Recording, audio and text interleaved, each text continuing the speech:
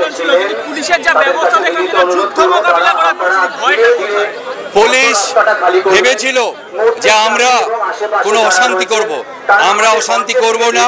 কলকাতা হাইকোর্টে কথা দিয়েছিলাম, আমরা পুলিশকে লিখিতভাবে দিয়েছিলাম আমরা শান্তিপূর্ণ প্রতিবাদ করব। আমরা এই শান্তিপূর্ণ আন্দোলন করে এই কথা বলতে চাই, আমরা সংবিধান মানি, আমরা শান্তিপূর্ণভাবে প্রতিবাদ করতে জানি, সে পুলিশ যতই ব্যবস্থা রাখুক।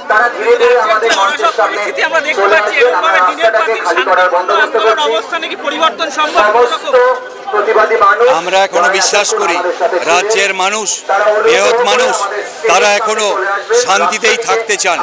কোনো অশান্তি করে, কোনো রকম আইন শৃঙ্খলা ভঙ্গ করে এই আন্দোলন কখনো, হয়তো একদিন আসবে যখন পুলিশ বাধ্য করবে আমাদের আইন ভাঙতে, সেই দিন আমরা অপেক্ষায় আছি।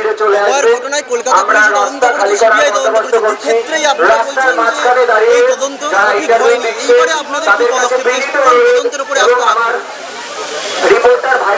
এটা একটা সত্যিই আমাদের ভাবার, আমরা যাই কোথায়, কলকাতা পুলিশ, সিবিআই, এই তো আমাদের দেশের তদন্তকারী সংস্থা।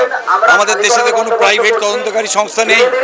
তাই আমরা বারে বারে মনে করাতে চাই, সংবিধানে যাদের দায়িত্ব আছে, আজকে আমাদের রাজ্যের বিরোধী দলনেতা রাস্তায় হেঁটেছেন, ভালো, প্রতিবাদ করুন, কিন্তু রাস্তায় হাঁটা ছাড়াও তার আরও কিছু দায়িত্ব ছিল। বিধানসভা ছিল, পার্লামেন্ট ছিল, এ রাজ্যের বিরোধী দল, তারা দেশের শাসন ক্ষমতায়, তাদের আন্ডারে সিবিআই কেন তদন্ত করলো না, সেই প্রশ্নের উত্তর তো তাকেও দিতে হবে।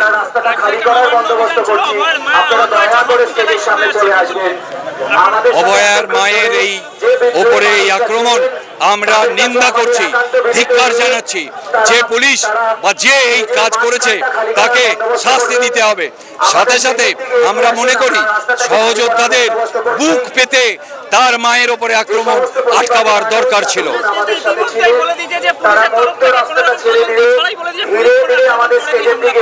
আমরা সব ঘটনা দেখব, খোঁজ নেব, তারপরেই আমরা বলতে পারবো কে কি কারণে এই আক্রমণ।